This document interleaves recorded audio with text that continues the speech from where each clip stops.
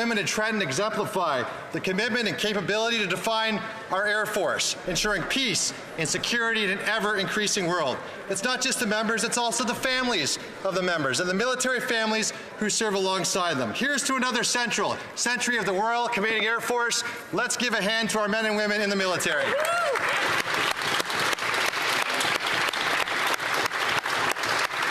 The honourable member from Surrey Newton.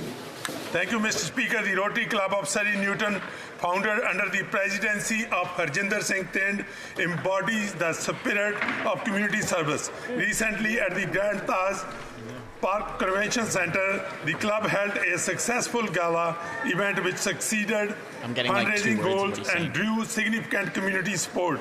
Under the guidance of current co-presidents Nimi Dawla and Dr. Sukhbir Kang, incoming President Dr. Sarvjit Romana, and Treasurer Bindi Jassal, the event's success highlights the club's strong leadership and civic engagement. The funds raised will support various projects and initiatives reflecting the club's ongoing commitment to making a positive impact in our community. I want to thank all the members of the Rotary Club for their unwavering dedication to building a better and more inclusive community for residents of Surrey Newton. Thank you, Mr. Speaker. Very good. The honourable member for Beauport-Beaupré, Irlande and Charlevoix. It was at the raising of the traps off of Fleurion on May 27th. A rogue wave capsized the Malbaie Star. What could have been the worst maritime tragedy in a long time in the St. Lawrence was averted thanks to Maxime Boulet. 4 of the 5 sailors ended up under the ship, and only Maxime managed to hold on to the upside-down hull. Numb from the freezing water, he dialed 911 and managed to call the nearest boat, Steve Boulet's. Then, one by one, he managed to bring his 4 colleagues back onto the hull and keep them out of the water with him.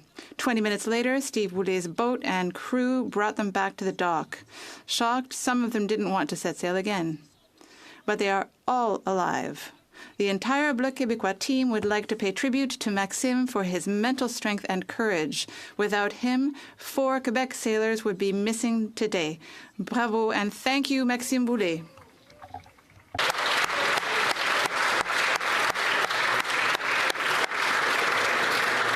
The honourable member for Marc-Aurèle-Fortin. We got at least 15 minutes of this. Mr. Speaker, today I'd like to pay tribute to one of Laval's great builders, Mr. Robert Plante, president of R&R Plante, who was also a city councillor for the Laurier-des-Bois sector of Fabreville in Laval for 25 years. His family business was founded in 1957 by Mr. Robert Plante and his wife, Rita Robitaille. Together, they have built thousands of single-family homes and rental buildings in Laval. His company holds the Palme Diamant Award from the Home Builders Association of Quebec, representing more than 25 years of excellence in customer service. Now is the time for Mr. Plante and Mrs. Robitaille, who sadly passed away on April 15th at the age of 90, to hand over the company to the new owners after 68 years of loyal service. The family will continue to perpetuate the company's excellence as a tribute to their very committed parents. Thank you, Mr. Speaker. The honourable member for Chicoutimi-Le-Fjord. Mr. Speaker, after 9 years meddling in Quebec's jurisdiction, the Liberals are doing it again. Once again, they are taking it out on forestry workers, as they tend to do. We heard that the Environment Minister from the Plateau Montréal does not understand what's going on in the regions, did not go to the Saguenay region to meet with people in the industry. Continue to prepare. Montréal does not understand what's going on in the regions, did not go to the Saguenay region to meet with people in the industry. Okay, I might have to reload this. All he has done has imposed a radical decree that will be disastrous for the forestry industry. It is essential sector. We're talking about 30,000 jobs and paychecks. My leader says no to the decree. Enough. No more radical decrees like that. And what's worse, they want to get involved in the Quebec's jurisdiction when it comes to the caribou. The Bloc member from Matane says that. So that's why the common sense Conservatives will always protect forestry workers and their paychecks so that they can continue to do their job and feed their families.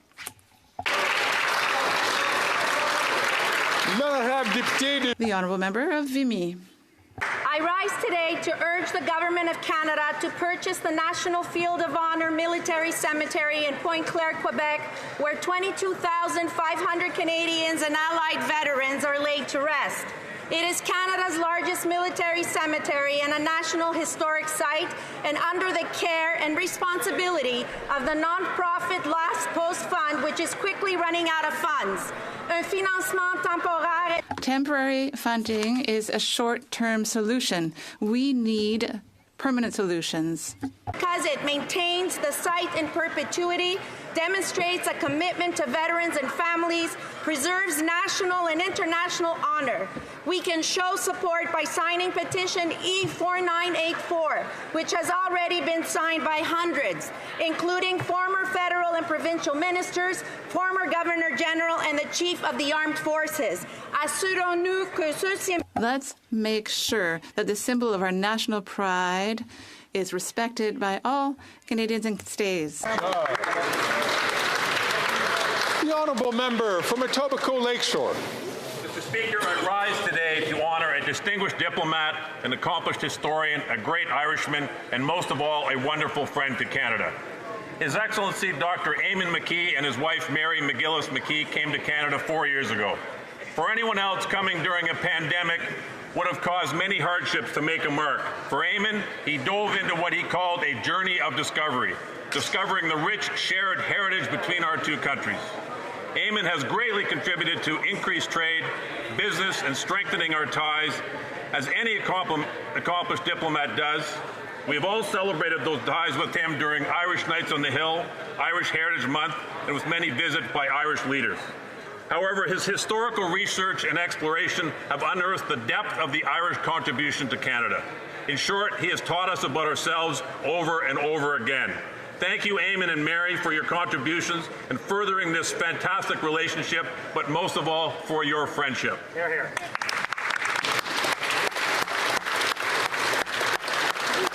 The Honourable Member from St. Albert, Edmonton. Mr. Speaker, who's Randy? The Minister of Employment has a 50% stake in a shady company. Someone from the company named Randy is implicated in a $500,000 fraud.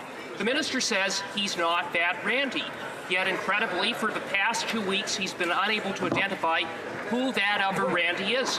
Global News can't find him, and the company's COO conveniently can't recall his name. There is no trace of him. We're talking about a 5-person company. If there were another Randy, it wouldn't be so difficult to find this individual. Everyone knows who Randy is. It's the Minister of Employment. The minister is implicated in a $500,000 fraud. He broke the Conflict of Interest Act, and he needs to face the consequences. Hear, hear, hear.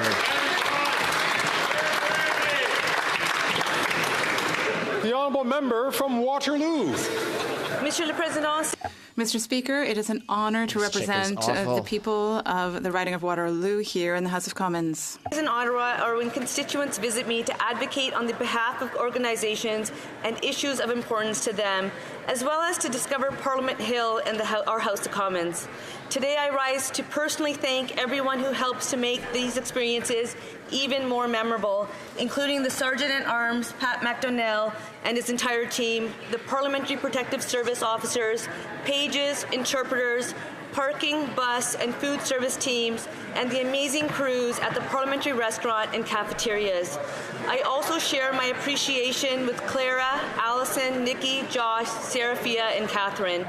Mr. Speaker, on countless occasions, colleagues have taken the time to exchange a hello or to pose for a picture with my guests. To me, these remain some of the best moments on Parliament Hill, and I am grateful. On behalf of the constituents of the riding of Waterloo, thank you to all who work on the Hill. Your kindness is both noticed and appreciated, and we wish everyone a safe and happy summer. Thank you, Mr. Speaker. The honourable member from Brantford Brant. Mr. Speaker, this government is not worth the cost or the corruption. Yesterday, the RCMP confirmed that there are not just one, but numerous investigations into the Prime Minister's Arrive scam. It was also disclosed that there are more than 6 ongoing investigations related to the Arrive scam fraud and shady government contracting. The app, which could have been built over a weekend for a mere $200,000, instead ballooned into a $60 million disaster built on corrupt practices, mismanagement, and a blatant disregard for taxpayer money. The RCMP should be interviewing everyone as part of their mandate, including the Prime Minister, his ministers, and all government officials involved. Canadians deserve to know how deep this Liberal rot really is. Conservatives will continue to demand transparency, expose criminality, and show Canadians why it is time for common-sense Conservatives to lead this country. The honourable member from Halliburton, Kawartha Lakes, Brock. Speaker, yesterday Food Banks Canada released a report that under this Liberal government, Canadians are living in poverty. It has risen from 1 in 10 to now 1 in 4. That's nearly 6 million more Canadians than is reflected in Stats Canada's most recent poverty rate data. If you're Indigenous, it's worse still, with 1 in 3 living in poverty. According to the MDI, a poverty metric that's widely used in Europe, 30% of 18 to 30-year-olds, 44.5% of single-parent households, and 42% of renters can't afford 2 or more household essentials. The Liberal government's own carbon tax data shows that the scheme costs every household in Canada almost $2,000 and has deprived the country of $30.5 billion in lost economic activity. While the Liberals raise taxes, more and more Canadians are falling into poverty. The Minister of the Environment is not worth the cost. When will he resign?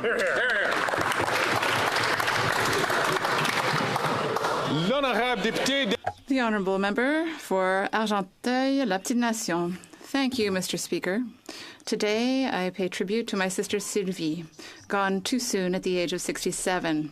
She is a woman of heart who cherished her family and was full of love. She devoted 37 years of her life to the Library of Parliament. To her husband, Frank, she was a passionate lover. To her daughter, Giovanna, an unrivaled confidant, and to her granddaughter, Giada, an unconditional confidant. Sylvie was my #1 supporter, Mr. Speaker. She was always there for the good times and also for the harder times. She was an inseparable companion to her brothers, and one of whom was in politics and the other one was in business. She was more than a sister. She was a loving mother. She was a devoted grandmother, and she was a pillar for the entire family. She was a champion of electoral campaigns, and she demonstrated leadership with the volunteers.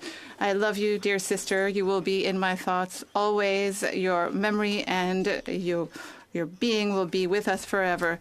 Please say hello to Mom, Dad, and my other 2 sisters who are in heaven. We miss you terribly, but your spirit guides us every day. Rest in peace, dear sister.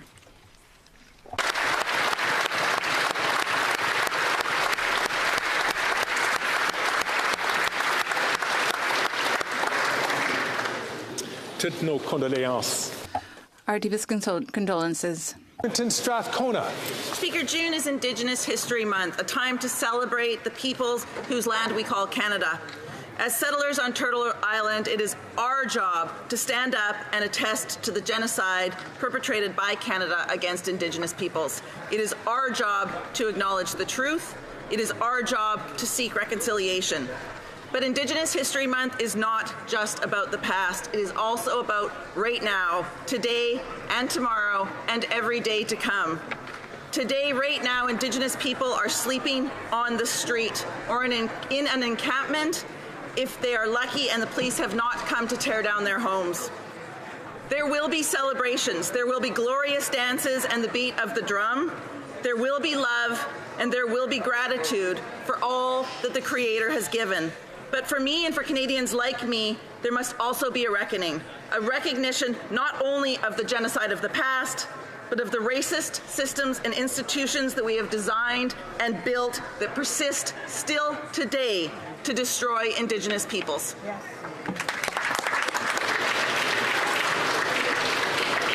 L'honorable député de Belleuil-Chambly. The honourable member for Belleuil-Chambly, Mr. Speaker. In a few days, Quebec will celebrate itself in all of its pride, in its song, and its dance, and its words, in a tribute to Jean-Pierre Ferland and Carl Tremblay, who have no longer among us. Let us celebrate those who have added to the diversity of a French-speaking nation in the Americas for over 400 years. We have been a force for thousands of years, thanks to the Indigenous people as well. Let us celebrate this nation full of heart, which is also full of solidarity and is a welcoming nation. Let us celebrate the French language, the language that unites us the more we speak it. And let us live together and celebrate together. Let us celebrate our Quebec. It is a country of the future, and let us say to ourselves with a smile that this is truly a national celebration. Happy birthday, Quebec. The honourable member from Edmonton, Mill Woods. Last week, when the Edmonton Oilers were down by 3 games, just 1 game away from elimination, many people wrote them off. But Oilers fans across the country knew it wasn't over yet. A hard-fought win in Game 4, and last night, the Oilers pulled off another victory and dragged the Panthers all the way back to Alberta. This team is firing on all cylinders. Edmonton-born Stuart Skinner, who played with the Southside Athletics in my riding, has been phenomenal in net. And on the third line, stepping up with Connor Brown, getting a crucial shorthanded goal when they needed it. And of course, team captain Connor McDavid is setting all new points records. And now the Stanley Cup Final is back in Edmonton for Game 6. Let's bring it home.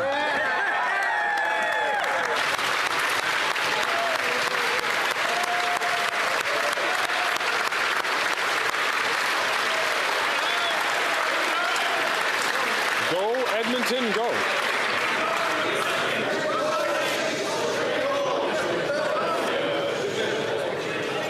L'honorable député. The honourable member for Outremont. I rise today to talk about women's health and the need for a greater understanding of how injury and disease presents and is treated in the female body. And I do so following my own experience after suffering a concussion. Reviews have shown that as little as 7% of the studies on brain injuries take into account gender differences and how women are impacted. I understand that women's bodies are more complex in a number of ways, Mr. Speaker, but this is the anatomy of 51% of the population. Accounting for gender differences in healthcare is the next frontier. After gender parity, after pay equity, after the Me Too movement, this is where we are going. Monsieur le Président. Mr. Speaker, I am recovering from a concussion. This was a difficult experience, but I learned an awful lot. And I would like to speak to my constituents, my colleagues as well, all of those who shared their stories with me. It is thanks to you that I have learned to accept my own vulnerability. After all, our vulnerability is an integral part of our humanity. From the bottom of my heart, I want to thank you all.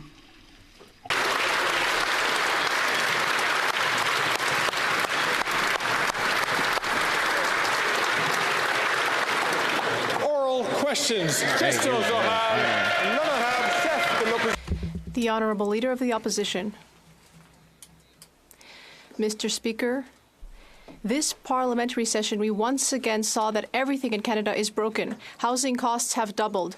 Millions of Canadians are going to food banks. 25% of Canadians, a record level, are living in poverty after 9 years of this Liberal Prime Minister, with the support of the Bloc Québécois. Is this Prime Minister going to force Canadians to suffer for another 18 months of this hell?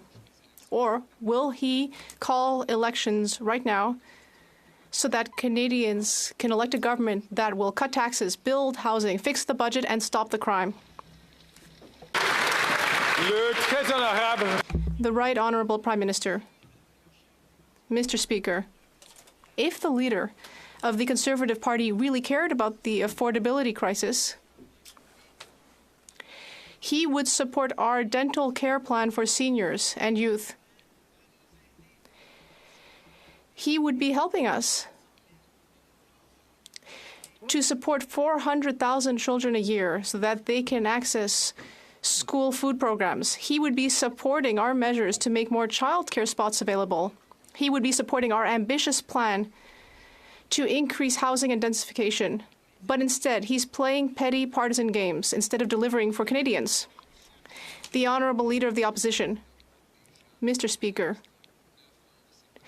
we've already seen what these policies are like for 9 years. They are causing the poverty and problems that I talked about earlier.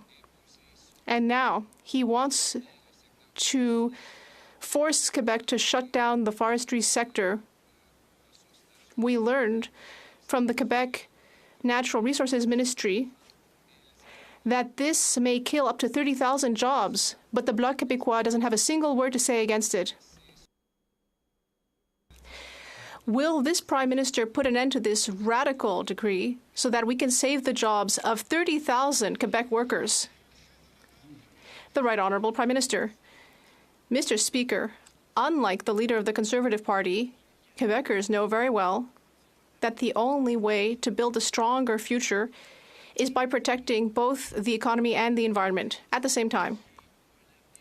That is how we will create a more prosperous future for Quebecers and all Canadians. But once again, we see that the Conservative Party has an anti-environmental approach. We will continue to work with the government of Quebec. We will continue to work hard to protect forestry jobs and to protect caribou. That is what people expect from a responsible government. The Honourable Leader of the Opposition. What this session of Parliament taught us is that after 9 years of this Prime Minister, everything is broken. 25% of Canadians are now living in poverty. 2 million lined up at food banks. 38% more people are homeless. Housing costs have doubled.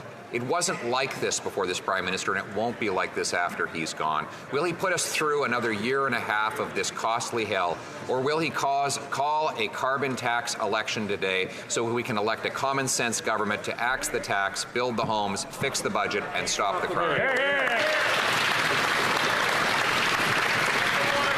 The Right Honourable Prime Minister. Mr. Speaker, if the Leader of the Opposition actually cared more about Canadians than he does about his own political interests, he'd be supporting the 400,000 kids we're going to help with the National School Food Program. He'd be voting in favour, instead of opposing at every turn, the dental care program that has already helped over 200,000 seniors and will now, as of next week, start helping young people and Canadians with disabilities. He'd be standing with us on expanding childcare spaces instead of campaigning against it. But, Mr. Speaker, he doesn't care about Canadians. He cares only about himself. The Honourable Leader of the Opposition. Speaker, these are the same promises that he's been making for 9 years.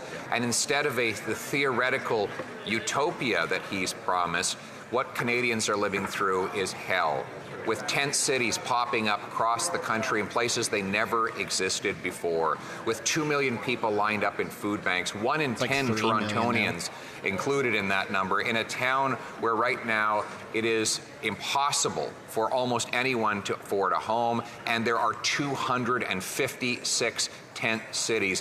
Why won't he recognize that these are the very real consequence of his policy of wackonomics? Wackonomics. The Right Honourable Prime Minister. Mr. Speaker, as part of our plan to invest, the most ambitious housing plan this country has ever seen, to invest in supports for seniors, supports for young people, supports for Canadians with disabilities, the Conservative leader is choosing to demonstrate what everyone knows Conservative parties do, which is protect the wealthiest and let everyone else fend for themselves. While we are asking the wealthiest Canadians to pay a little bit more by raising the capital gains inclusion rate for anyone making over $250,000 in a given year on selling properties. He's standing with the wealthiest, not with the middle class and people working hard to join it. The Honourable Leader of the Opposition. Mr. Speaker, the middle class doesn't exist after 9 years of this Prime Minister. Here are the facts. 76% of young people believe they'll never afford a home. 38% more homeless people. 256 homeless encampments in Toronto alone. 2 million people lined up at a food bank. 1 in 4 Canadians skipping meals because they can't afford the price of food. Is this what he meant when he said sunny ways for the middle class?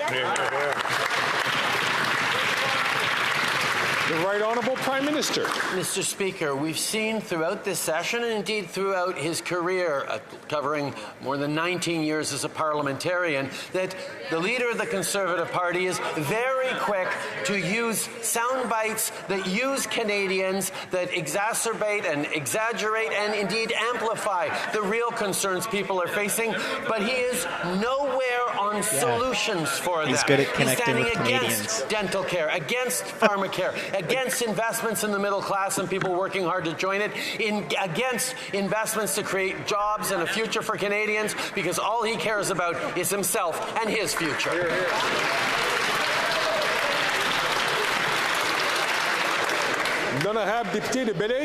The Honourable Member for Belleuil-Chambly.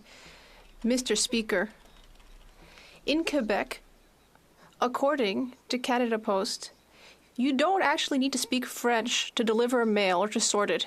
They say that mail delivery people don't talk to anyone. Apparently, they don't chat with their colleagues at work. Apparently, they don't chat with people they're delivering mail to. Will the Prime Minister ask Canada Post to insist that its employees in Quebec actually speak French? The Right Honourable Prime Minister.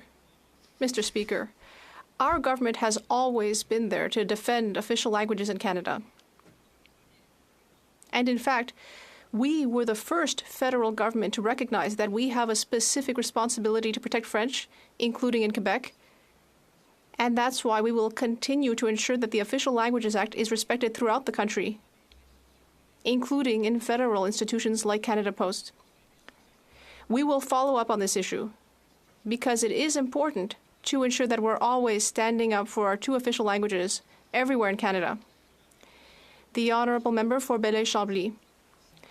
Well, Mr. Speaker, this Liberal government says one thing in public about French. In fact, the type of announcements this government likes to make about French remind me more of Molière than Shakespeare. They're not serious because ultimately, in reality, this Liberal government is seeing French decline everywhere, and it invests in English, in supporting English. Does this Prime Minister recognize that his policies are actually harming French? The Right Honourable Prime Minister. Mr. Speaker, I understand that all the Bloc Québécois wants is to pick fights about identitarian matters. They only care about that, but actually, no government before us has done more to support official languages throughout the country, including protecting French in Quebec. We will always be there to support official languages. We will always be there to support official language minority communities. I know very well that the Bloc Québécois doesn't care at all about Francophone communities outside Quebec, but we will be there for official languages throughout the country. The Honourable Member from Burnaby South. In this last week of Parliament, the Prime Minister showed us whose side he's really on. At a time when 1 out of 4 Canadians are living in poverty, the out-of-touch Liberals voted against stronger penalties for corporations that are ripping off Canadians, against banning mergers that hurt people. Why is this Prime Minister letting corporations rip off Canadians when 1 out of 4 are living in poverty? The Right Honourable Prime Minister. Mr. Speaker, as a government, we've been focused from day one on helping young Canadians succeed. That's why on day one we raised taxes on the wealthiest 1% and lowered them for the middle class, which the NDP at the time voted against. We've continued to step up on asking the wealthiest to pay a little more in this most recent budget by raising the capital gains inclusion tax, so the people making $250,000 or more on capital gains share a little more of those profits with Canadians who actually need it. Unfortunately, Mr. Speaker, once again, the Conservatives have aligned themselves with the wealthiest in this country and are not there for people who need it. The Honourable Member for Burnaby South. Big corporations continue to rip off Canadians. 25% des gens. 25% of Canadians are living at a poverty level. 25%. And this Prime Minister won't even support these three words, lowering prices for Canadians, in my bill. I know that this Prime Minister hasn't actually experienced the challenges that people are going through, but how can he be this oblivious? The Right Honourable Prime Minister. Mr. Speaker, we recognize that Canadians are experiencing affordability challenges. And that is why we are delivering programs and investments that help people, whether it be $10 a day childcare, whether it be dental care, whether it be support for insulin or reproductive health, whether it be a code of conduct for big grocery chains to protect consumers, whether it be for 400,000 children who will have better school food programs, thanks to our national program. We will continue to be there to support Canadians and to ensure that those who are better off pay their fair share. A vote in Parliament in favour of banning the IRGC wasn't enough to convince the Prime Minister to list it as a terrorist organization 6 years ago. The organization killing 55 Canadians in an unprovoked attack on a passenger aircraft wasn't enough to make him do it. Even its role in the October 7th attack and its subsequent role in inciting hatred on our streets was not enough. It took a by-election for the Prime Minister to change his mind. Why is the Prime Minister always putting his political security above national security? The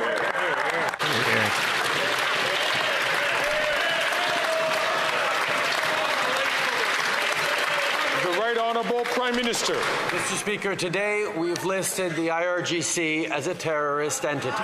This sends a strong message to Canada. Finally, after the Conservatives have been asking for like 6 years. To hold the Iranian regime to account. Look at them clapping about this no now. Impunity for Iran's disregard of human rights and its support of terrorism. This is yet another of the extremely strong measures we've taken against the Iranian regime, some of the strongest measures in the world.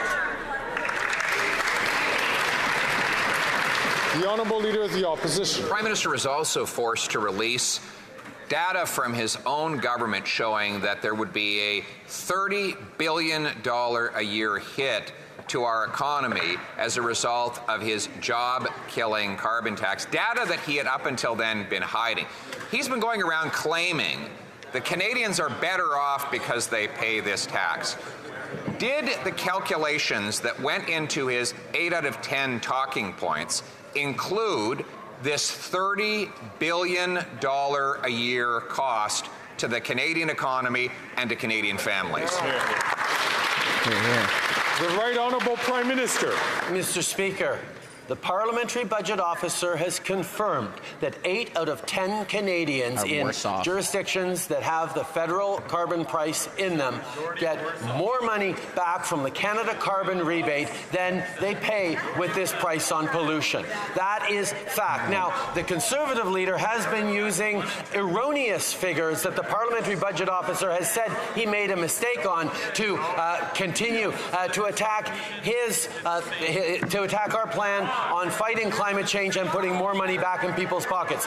8 out of 10 Canadians are better off, Mr. Speaker. Should be allowed to lie in Parliament. Like, that's fully misleading Canadians. That's not what the PBO said. Does that include the $30 billion a year economic cost when distributed among those 8 out of 10 families? The Right Honourable Prime Minister. Mr. Speaker, once again, The Conservatives are basing their attacks on climate action and affordability on erroneous calculations that the Parliamentary Budget Officer has admitted that he made. The fact that the Parliamentary Budget Officer also calculated without making any mistakes that 8 out of 10 Canadians are better off with the Canada carbon rebate and the price on pollution means that we are not only fighting climate change and bringing down emissions, we're also putting more money back in the pockets of Canadians who need support right now, money that the Conservative Party wants to take away.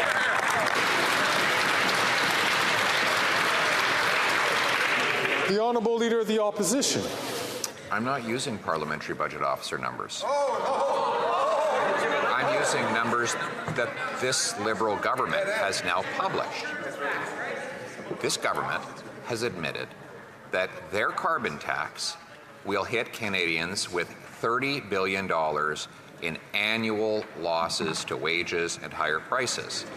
That is their data. They published it. So once again, very specific question. When he claims that 8 out of 10 are better off, does that include the $30 billion of costs that he now admits that the government will impose on the economy? The Right Honourable Prime Minister. Mr. Speaker, I don't know how much clearer I can be, but I'll try.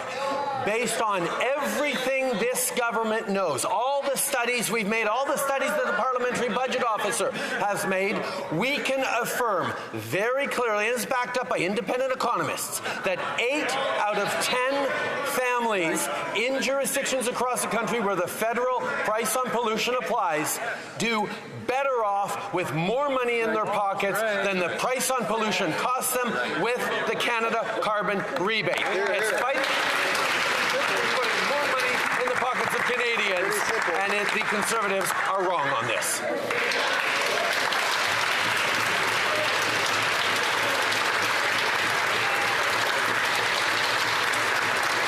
The Honourable Leader of the Opposition.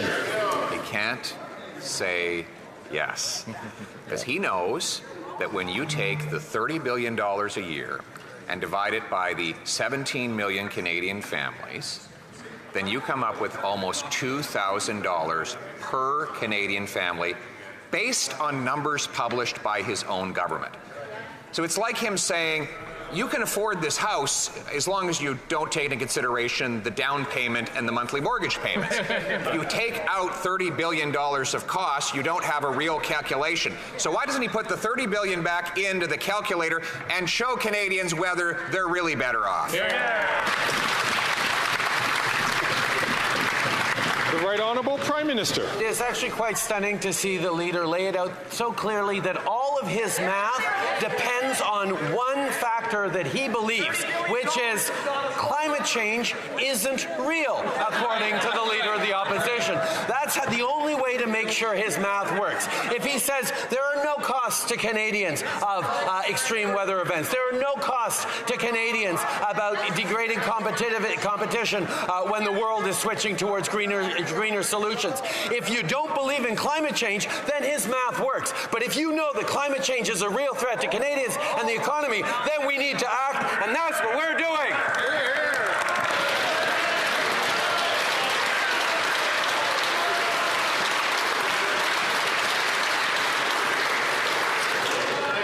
The Honourable Leader of the Opposition. No, all you have to accept is the fact that his carbon tax will not reduce by 1 penny the cost of climate change to Canadians. It will not eliminate one flood, one drought, one storm, one anything.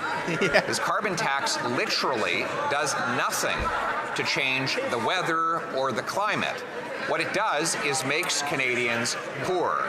So will he finally admit that all along he's been misleading Canadians, that he knew he had the data that Canadians pay more and get less and get screwed over by the carbon tax? Here. Encourage all members to try to find ways that for polite words in the House of Commons. There's nothing unparliamentary about that. The Right Honourable Prime Minister. Once again, Mr. Speaker, the only way the Conservative leader's math makes sense is when he believes that climate change has no cost for Canadians. Canadians right across this country are seeing the impact of climate events, the impact of the need to innovate and create greener, cleaner jobs for the future as we deliver our resources to the world. The fact that he doesn't believe in climate change means that he doesn't believe the climate action that puts more money in people's pockets is worth it. Well, that's exactly where we disagree, and we're going to continue to help Canadians get through this.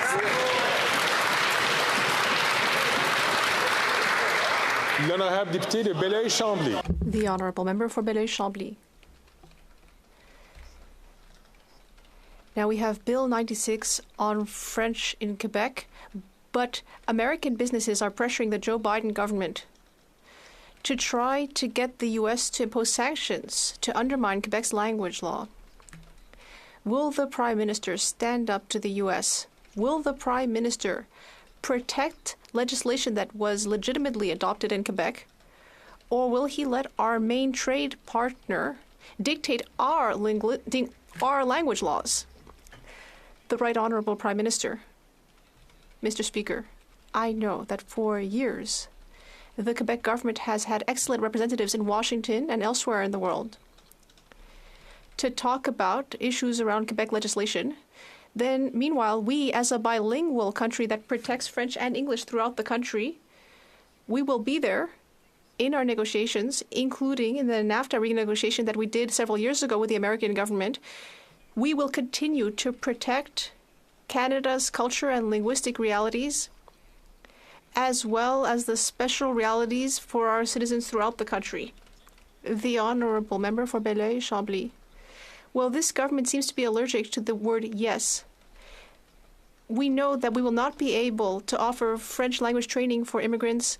We know that unilingual public servants are being hired in Quebec. We know that there have been a number of other issues that undermine the French language in Quebec. There has been funding, in fact, to undermine Bill 96 right up to the Supreme Court. Does the Prime Minister understand that for Francophones elsewhere in Canada and North America, who we may be the only allies for, do they understand that this is the only way to preserve their future and it's doing the opposite? The Right Honourable Prime Minister. Mr. Speaker, I know that the leader of the Bloc Québécois is always trying to pick fights. And I would remind him that we have more Quebecers in our Liberal caucus than he has in his caucus. We will always defend French, both in Quebec and elsewhere in Canada. We will be there. We will invest hundreds of thousands. We will invest hundreds of millions of dollars in the French language. We will offer French language for immigrants. We will continue to defend French throughout the country. And we will pay particular attention to Quebec because we know that Quebec must remain a place with the French language being in the first place, and we will always support it. La semaine dernière, le Bloc. Last week, the Bloc Québécois voted to increase taxes for Quebec farmers, all that during a cost of food crisis, and to increase costs for housing developers during a housing crisis, to increase taxes on doctors while we're experiencing a shortage of doctors, and to increase taxes on Quebec SMEs, all that during an economic crisis. Why is this Liberal bloc always trying to take away Quebec money to instead fund the colossal centralizing Liberal government? The Right Honourable Prime Minister. Mr. Speaker, I don't think I really followed the question.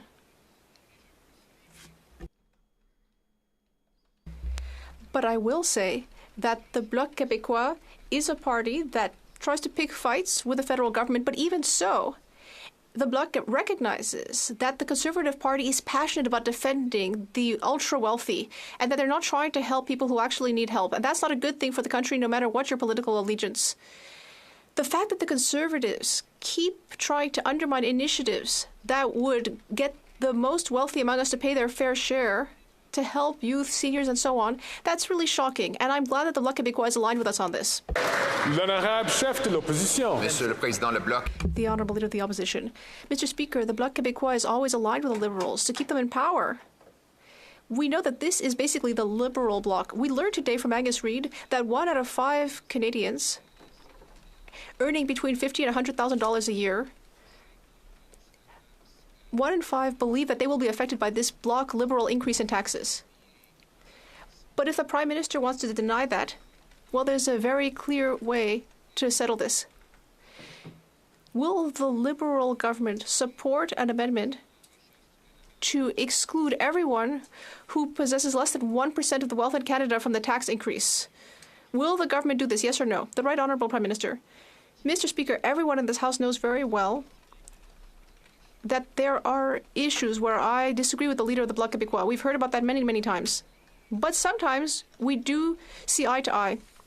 And then we stand up against the Conservative Party because they are always supporting the wealthiest Canadians. They always want to protect the wealthiest people. And do that instead of investing in housing, instead of helping seniors, instead of creating more childcare spaces. We know that we must stand up for the middle class and those who are working hard to join it. While meanwhile, the Conservatives just want to protect their ultra-wealthy buddies. That's not how we're going to get a better economy for everyone. Rich friends, people who make between $50,000 and $100,000 a year, are too rich for him. I guess he wants to make them poor. He's succeeding at that. Yep. 1 in 5 Canadians told Angus Reid that they will be affected, including 1 in 5 of people making between $50,000 and $100,000 a year, Mr. Speaker. Another tax targeting the middle class by this promise-breaking Prime Minister. If those Canadians are wrong and they won't be affected, will the Prime Minister announce that he will amend his tax increase law to exclude anybody making less than $100,000 a year? The Right Honourable Prime Minister. Mr. Speaker, our increase of the capital gains inclusion rate will affect people who make more than $250,000 in profits when they sell successful investments within a given year. We feel that those people can make a slight less amount of profits so that we can make sure we're investing in young people who can afford housing, so that we help seniors with the cost of dental care, so we deliver free insulin and free prescription contraceptives across this country. We're asking the wealthiest and the most successful to pay a little bit more so we can help those who need it, and the Conservatives are choosing to stand with the wealthiest. We are the wealthiest. The Honourable Leader of the Opposition. Socialist bafflegab. Not my words. Those are the words of Scott Bryson, the former Liberal president of the Treasury Board, the very person to whom the Prime Minister trusted all of his spending. Add to that Bill Morneau and John Manley, 2 former finance ministers who have now said they are against this tax increase, and David Dodge, a Liberal former governor of the Bank of Canada. Now that all these Liberals say that the Prime Minister is up to socialist bafflegab, will he reverse this job-killing tax on Canadians?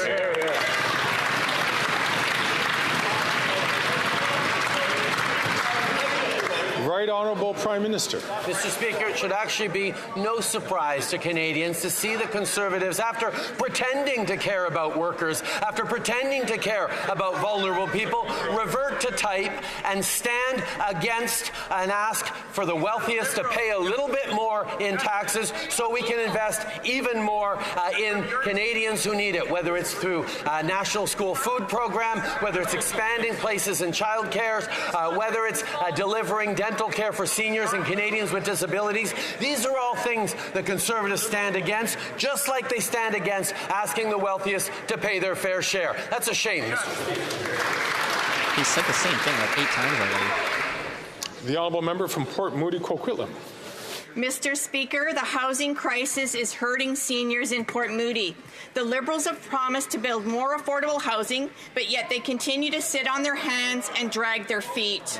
The closed Canada Post Office at 45 Mary Street is a good location for quality affordable homes for seniors. New affordable homes at this location has the support of the city and the community, but the Liberals have yet to put a shovel in the ground.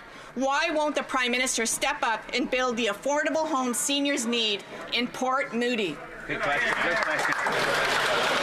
The Right Honourable Prime Minister. Mr. Speaker, We are pleased that we've been able to contribute to a massive number of seniors' homes across the country over the past years, but we also know we get to do even more with the most ambitious plan on housing this country has ever seen. From increased density to more affordable homes to using public lands and federally held lands like post office buildings and Department of National Defence properties to build more homes that are affordable for Canadians. This is our plan to ensure that we are delivering for seniors and for future generations. While the Conservative plans off to the highest bidders, we're going to make sure long-term leases give affordable homes for seniors and all Canadians. The honourable member for Nanaimo Ladysmith. Mr. Speaker, finally, after years of dragging their heels, word is out that the Liberals are moving open net fish farms out of BC coastal waters. Most First Nations and British Columbians want to see these polluting farms out of our waters. But where is the plan? The Liberals have spent years delaying on a real job strategy for all those impacted. Coastal communities cannot be left behind. Will the Prime Minister's decision include the delivery of necessary funds to support impacted First Nations and coastal communities? Hear, hear. The Right Honourable Prime Minister. Mr. Speaker, protecting our environment is one of the top priorities of this government and has been since we took office in 2015, as has reconciliation. And as we move forward on the right kinds of things to protect our environment, including protecting wild salmon, we are also going to be there to make sure that we are supporting Indigenous communities with economic opportunities and growth to continue to provide for their communities, to continue to be able to thrive in Canada's economy of the future. The honourable member from Winnipeg South Centre. Mr. Speaker, as we approach National Indigenous Peoples Day on June 21st, Indigenous and non-Indigenous people from across Canada will engage in meaningful celebrations. At the same time, we will undertake important reflections of our past and on the path that we are on to secure a better future. Manitoba is home to Canada's largest Indigenous population. Alongside our provincial colleagues, we've been working hard to build bridges through new investments and partnerships, including with Canada's first ever First Nations Premier. Can the Prime Minister offer this House his reflections on the important progress that we have made together on our collective journey towards truth and reconciliation? Thank you, Mr. Speaker. The Right Honourable Prime Minister. Speaker, I thank the member for Winnipeg South Centre for his commitment to reconciliation. We will always be there for Indigenous people, and we'll keep working with them in full partnership. As a government, we created the National Day for Truth and Reconciliation. We appointed the first ever Indigenous Governor General and Indigenous Supreme Court Justice, and we created the Indigenous Languages Commissioner. We also recently passed legislation, C-29, to keep future governments accountable on the path of reconciliation to work with Indigenous peoples. We're all excited to celebrate National Indigenous Peoples Day with Indigenous communities later this week. The Honourable Leader of the Opposition. So the Liberal Premier of Newfoundland says this Prime Minister's carbon tax will harm working-class people just trying to heat their homes or drive to work. The former Liberal Finance Minister, which he appointed, says that this latest job-killing tax that he's brought in will drive investment out of the country. And the Liberal Treasury Board president that he appointed accuses the Prime Minister of socialist bafflegab. With Liberals accusing him of socialist bafflegab, will he just admit that he's actually not even a Liberal? He's Canada's first NDP Prime Minister.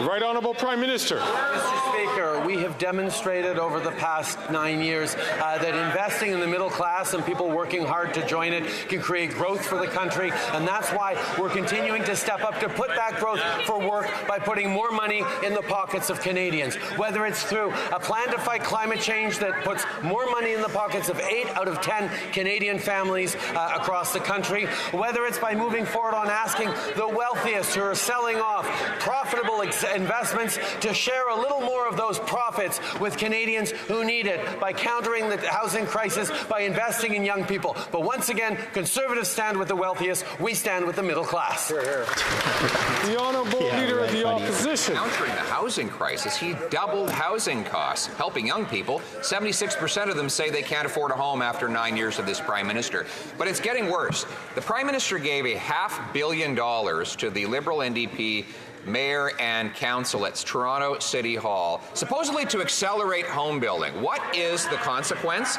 Since that money was handed over, Toronto City Hall has increased wait times and costs for building permits by 50%. Why does he keep forcing taxpayers to bloat the gatekeeping bureaucracies instead of doing what we want? Build the homes.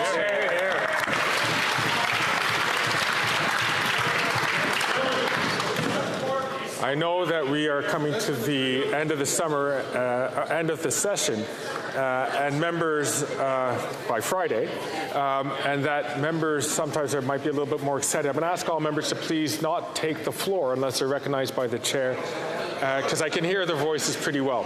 The Right Honourable Prime Minister.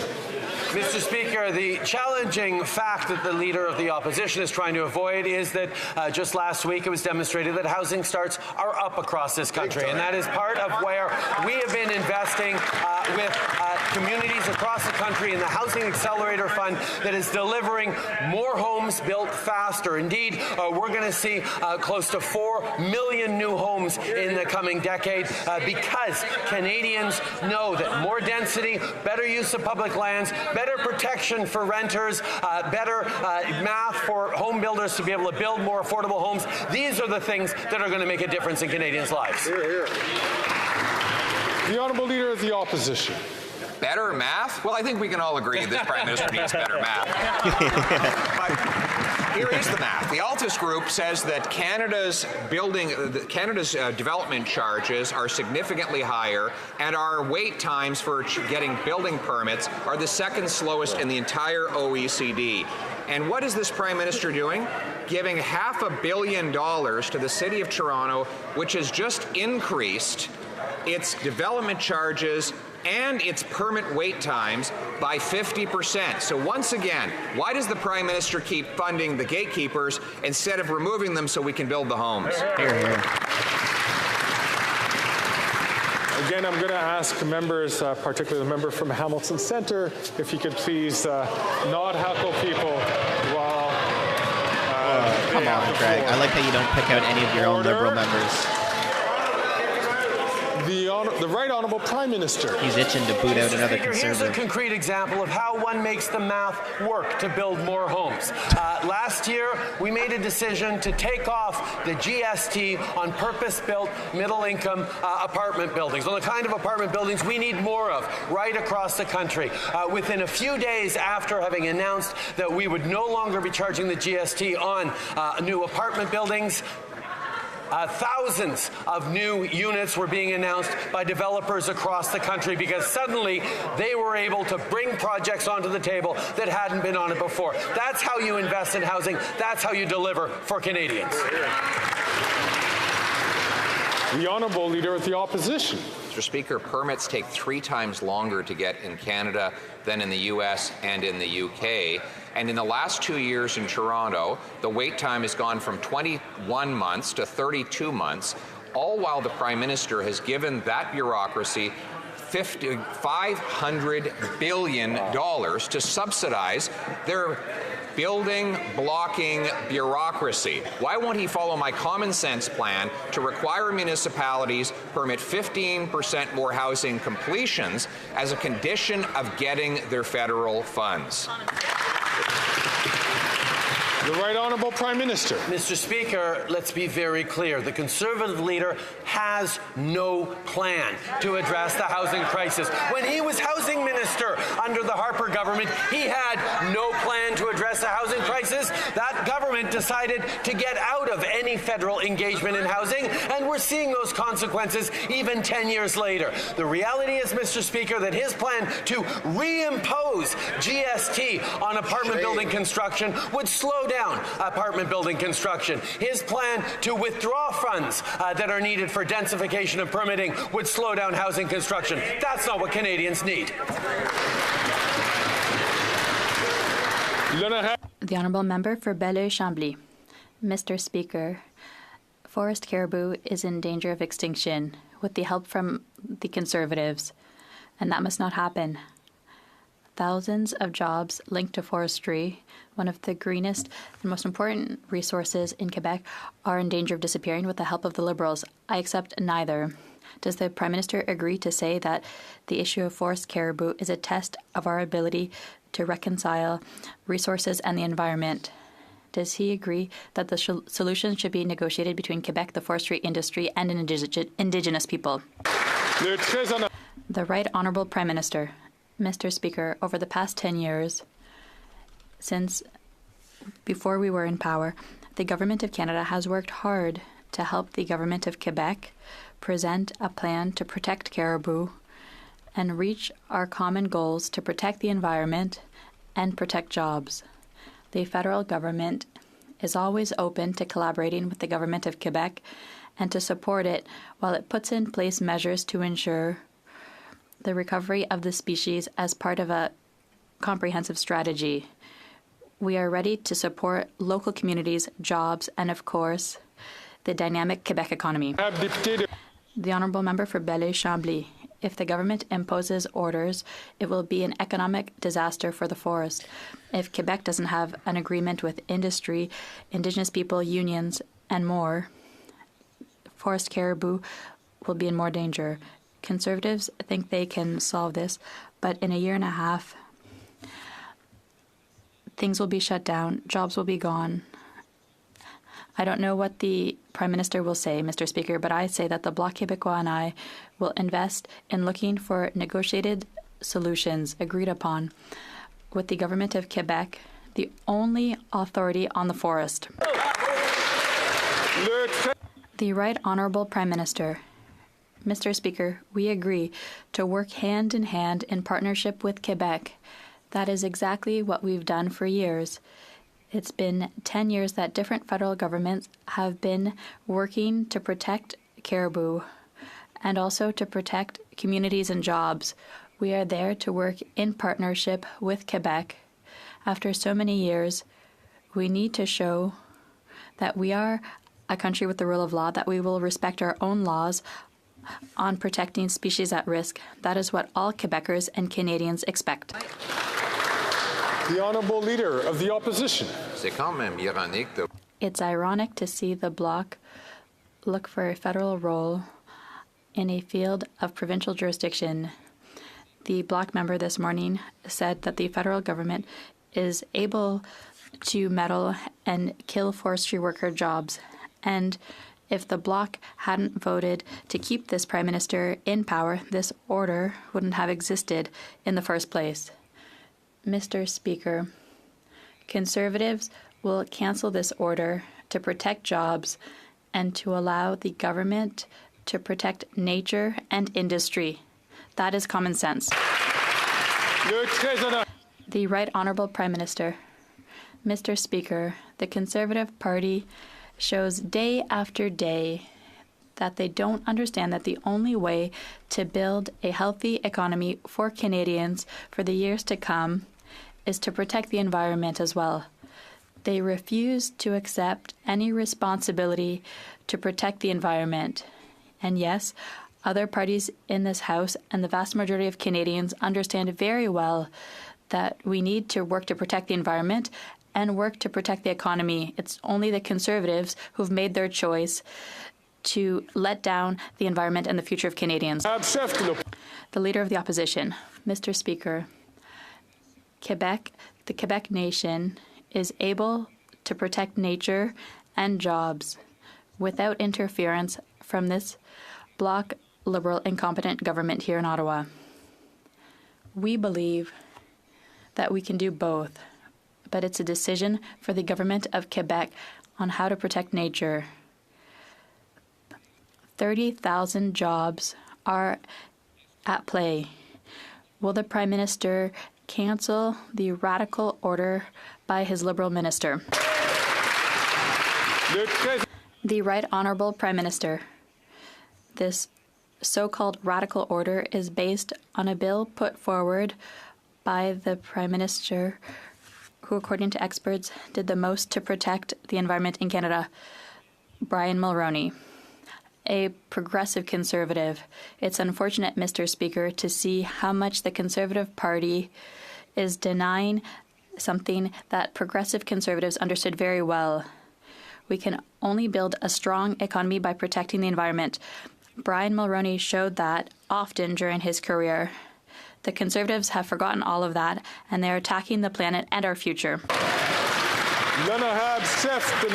The Honourable Leader of the Opposition. Brian Mulroney knew that protecting the environment had nothing to do with increasing taxes and killing jobs, Mr. Speaker. Liberal scandals. The RCMP commissioner just confirmed that there are now 6 active criminal investigations into contracts awarded by this NDP Liberal government. That's on top of the $60 million Arrive Scam Act, which saw $20 million go to 2 contractors who work out of their basement and don't even do IT work. Will the Prime Minister promise to personally cooperate with this criminal investigation so that Canadians can know where their money went? The Right Honourable Prime Minister. Mr. Speaker, this situation is obviously unacceptable, which is why authorities are looking into the procurement process. Anyone who took advantage of our COVID responses to save Canadian lives should face consequences. All federal contracts with these companies have been suspended as the investigations continue. The Honourable Member for Ottawa-Vanier. Thank you, Mr. Speaker. The pandemic and the war in Europe led to a crisis around the world. Our government has worked hard to fight inflation, and our plan is working. Canada has become the first G7 country to reduce its interest rates. As the Conservatives know how to do only one thing, cut. Can the Prime Minister share with us what our plan is to make life more affordable for Canadians? The Right Honourable Prime Minister. Mr. Speaker, I thank the member for Ottawa-Vanier for her question and for her hard work. Too many Canadians are struggling with the cost of living. That is why Canadians need a government who supports them. That is why we are investing in programs like dental care, pharmacare, daycare services, and the Canada Child Benefit that will be sent to millions of families tomorrow. At each stage, the Conservatives have tried to block us from supporting Canadians because despite their cheap slogans, they don't care about Canadians, just themselves. The Honourable Leader of the Opposition. Taking care of your friends, Mr. Speaker. This Prime Minister has literally doubled the amount spent on outside consultants, all the way up to $21 billion a year. That works out to $1,400 per family in taxes just to fund federal government consultants. One of them is $200 million to the Prime Minister's famous consulting firm, McKinsey. No wonder Canadians are forced to pay higher taxes. Will the Prime Minister finally put an end to this costly, self-licking ice cream cone and stop sending the bill to Canadians?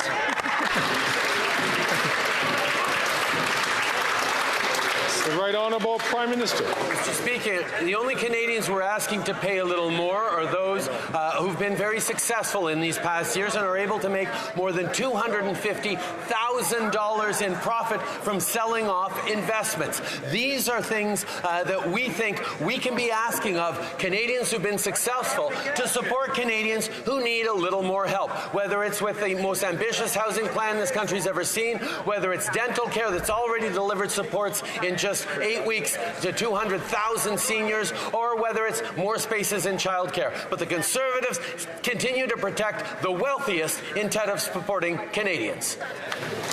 The Honourable Leader of the Opposition. That's a little bit rich coming from him as he raises taxes on single moms for the crime of driving to the grocery store, while he treats himself to a jet-setting experience where the food on the plane of a 6-day trip was $220,000 beef brisket.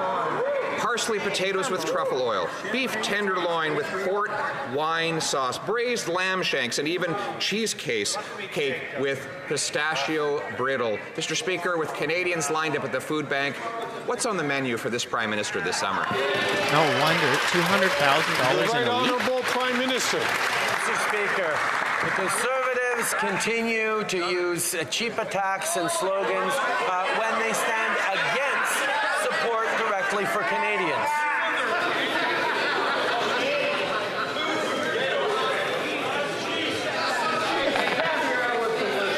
Caviar,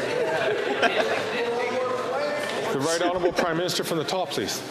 Speaker, the Conservative leader continues to use cheap attacks and slogans while he tries to hide from the fact that he is standing with the wealthiest Canadians and against the idea of them paying a little more so that young Canadians can buy a home, so that seniors can get their teeth fixed, so that young families can find a place in childcare. These are the investments we're making that they are standing against, Mr. Speaker. We will continue to deliver for Canadians who need them while he chooses to protect the interests of his wealthy friends. Hear, hear.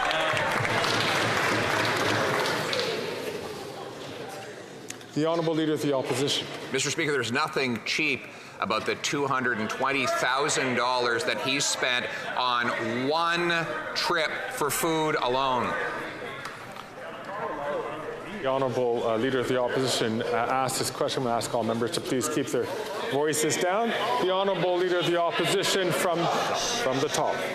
There's nothing cheap, Mr. Speaker, about the Prime Minister spending $220,000 for food alone on a 6-day jet-setting tour for himself. All the while, homelessness up 38%. Toronto has 256 homeless encampments, where 1 in 10 people in that city are now eating at food banks. They join 2 million Canadians. The good news is life was not like this before this Prime Minister, and it won't be like this after he's gone. Can we not have a carbon tax election now to choose a government that will axe the tax, build the homes, fix the budget, and stop the crime?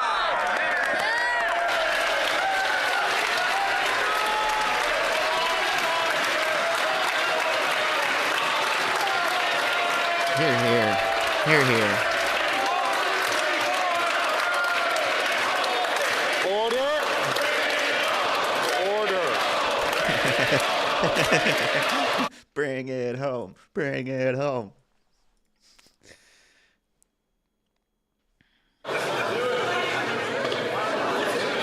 Ça sent la coupe. It smells like the cup. The Right Honourable Prime Minister. Mr. Speaker, once again, we see the extension. Sit down. Sit down, buddy. What did that guy just say? Bring it home. Bring it home. Bring it home.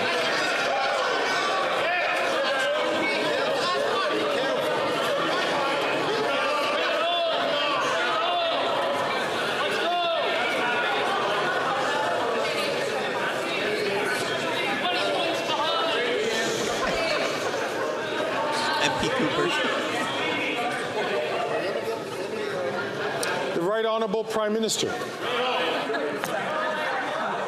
Mr. Speaker, the Conservatives over this past session have stood in this House to stand against dental care for seniors. They've stood in this House to stand against expanding childcare investments in spaces. They've stood in this House to stand against the kinds of investments that are helping Canadians with diabetes, Canadians for birth control. These are the choices that they are making. Now, they're filled with slogans and bumper stickers that don't solve problems but amplify anger, while we are focused on supporting Canadians. Canadians can make their choice about the kind of country they want to live in. Yeah, we can. Call an election. Call an election, please. We'll get you out of here as fast as we can.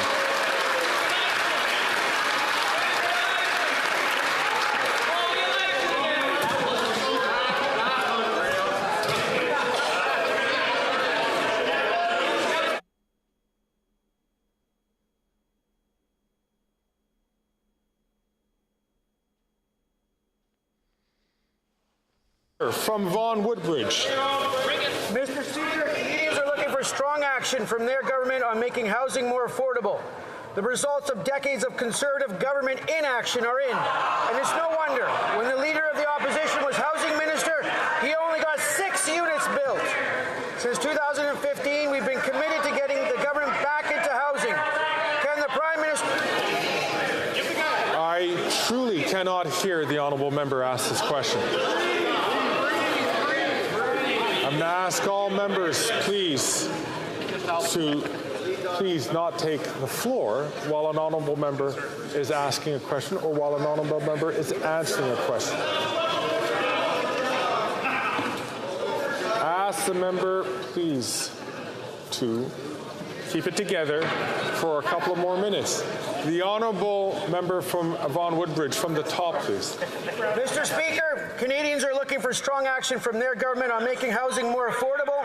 The results of decades of Conservative government inaction are in, and it's no wonder when the Leader of the Opposition was Housing Minister, he was a disaster, and he only got 6 units built. Since 2015, we've been committed to getting the government back into housing.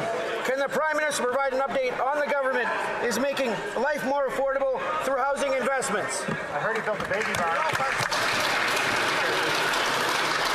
The Right Honourable Prime Minister. Speaker, I'd like to thank the member for Vaughan Woodbridge for his question and for his extraordinary hard work. For decades, governments have ignored the important role the federal government has to play in housing. That's why we brought the federal government back into the business of home building, working through an ambitious plan to build 4 million more homes. And as we just saw this week, Canada's housing starts are going up, with more homes being built right across the country. While the Conservatives would abandon the most vulnerable so their rich friends can pay less, we will not rest until we ensure fairness for every generation. Hear, hear.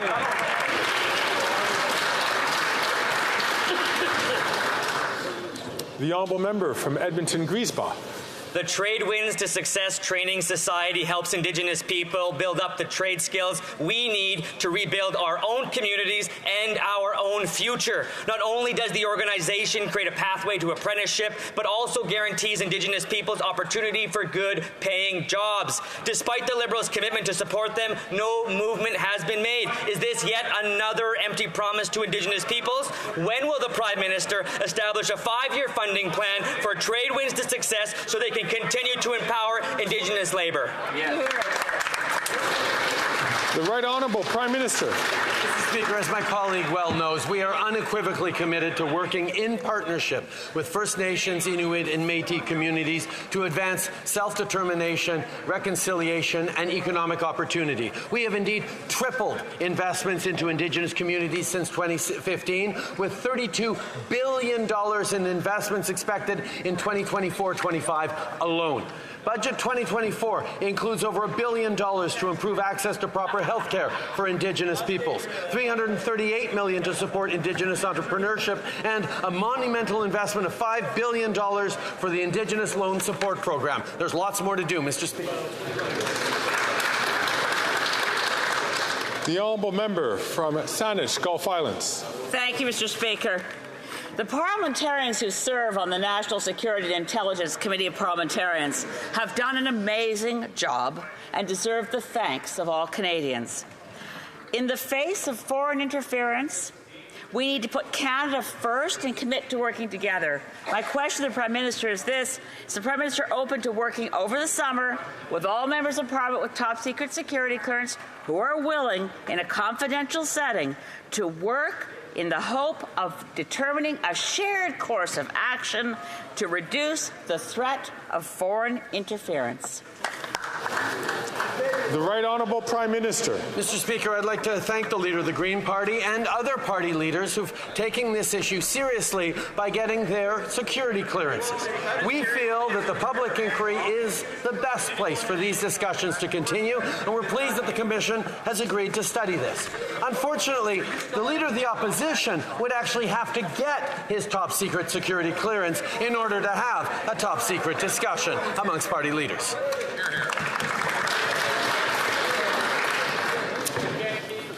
And so we come to the end of question period. I see I know that we've only the got a couple honourable more of these left for the House- summer, before the summer, honourable leader guys. of the government in the House of Commons is rising on a point of order. Make sure you're here live tomorrow, same time. Thank you very much, Mr. Speaker. And check back on the I have channel a a little bit. I motion. got some clips coming out. But But thanks for being before around here moving today, it, guys. Hope you guys have a I good day. would like to thank you, See you tomorrow. as Same time. well as everyone else in the chair.